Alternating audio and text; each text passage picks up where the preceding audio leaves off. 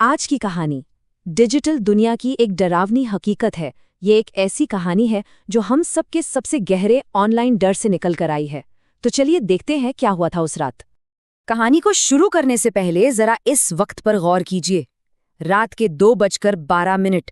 ये सिर्फ एक वक्त नहीं है, ये इस पूरी कहानी का सेंटर पॉइंट है। एक ऐसा डर जो बस इसी एक पल से जुड़ा हुआ है। तो कहानी का हीरो है राहुल, बिल्कुल हमारी आपकी तरह एक आम सा लड़का, जिसकी दुनिया 2 हिस्सों में बटी थी। दिन में कॉलेज की पढ़ाई और रातें फोन की जगमगाती स्क्रीन के नाम।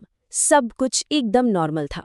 और उसकी एक आदत थी जो शायद हम में से कई लोगों की है, देर रात तक जागना और बस घंटों तक रील स्क्रॉल करते रहना। यही वो छोटी सी आदत थी जो अनजाने में एक बहुत बड़े डर का दरवाज़ा खोलने वाली थी। और फिर वो हुआ जिसका किसी को अंदाजा नहीं था।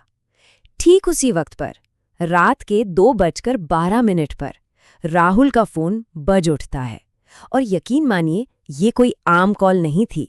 राहुल ने स्क्रीन की तरफ देखा। ना कोई नाम था, ना ही कोई नंबर, बस लिखा था प्राइवेट कॉलर।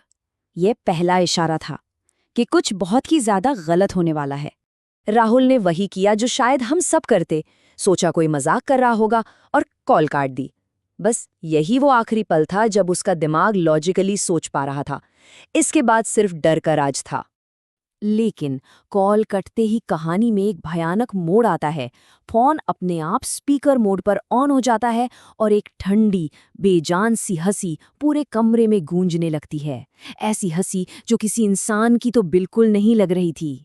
जरा सोचिए राहुल की हालत क्या हुई होगी जब अचानक उसके फोन की स्क्रीन रोशन हो गई। उसने कुछ भी नहीं किया था, लेकिन फोन का फ्रंट कैमरा अपने आप चालू हो गया।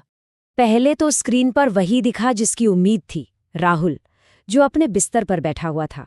एक पल के लिए उसे लगा होगा कि शायद सब ठीक है। लेकिन उसके ठीक पीछे जो था वो नामुमकिन था। उसके कंधे के ऊपर एक काली, घनी परछाई जो असल में उस कमरे में थी ही नहीं। वो घबराकर तेजी से पीछे मुड़ा। उसका दिल जोरों से धड़क रहा था। पर कमरा तो खाली था, बिल्कुल खाली। जो स्क्रीन पर दिख रहा था वो हकीकत से कोसों दूर था, या था। और तभी फोन की स्क्रीन पर एक मैसेज आता है, एक सीधा सा ऑर्डर, पीछे मत देखो। अब ये बात साफ हो चुकी थी, ये जो भी था वो राहुल की हर एक हरकत पर नजर रखे हुए था।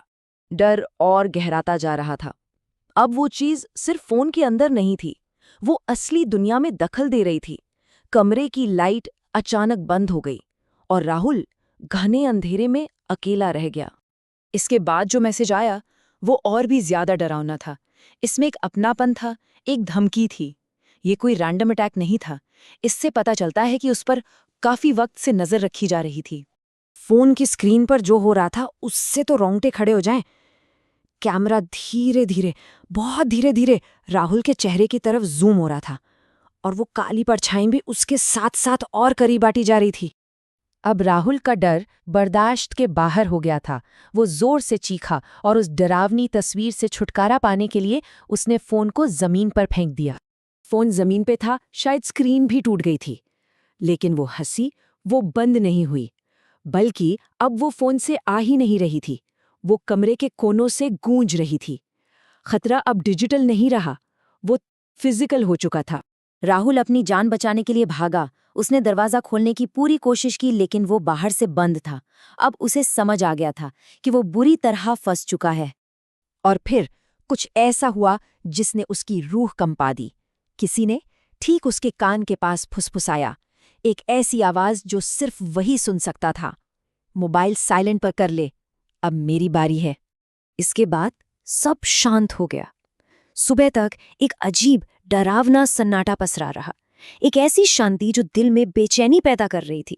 जब सुबह हुई तो राहुल का फोन जमीन पर पड़ा था, लेकिन उसकी स्क्रीन पर एक आखिरी, दिल दहला देने वाला नोटिफिकेशन था, एक रिमाइंडर, आज रात ठीक 2:12 का। और उसका टाइटल था सोना मत, साथ में एक स्माइली। और उस रिमाइंडर के ठीक नीचे एक आखिरी भयानक वादा था, आज मैं तेरे सामने आऊंगा। मतलब खतरा अब सिर्फ एक परछाई तक नहीं रहने वाला था। तो कहानी तो यहाँ खत्म हो गई, पर रात अभी बाकी है और सवाल ये है कि अगली रात ठीक 2:12 पर क्या होगा।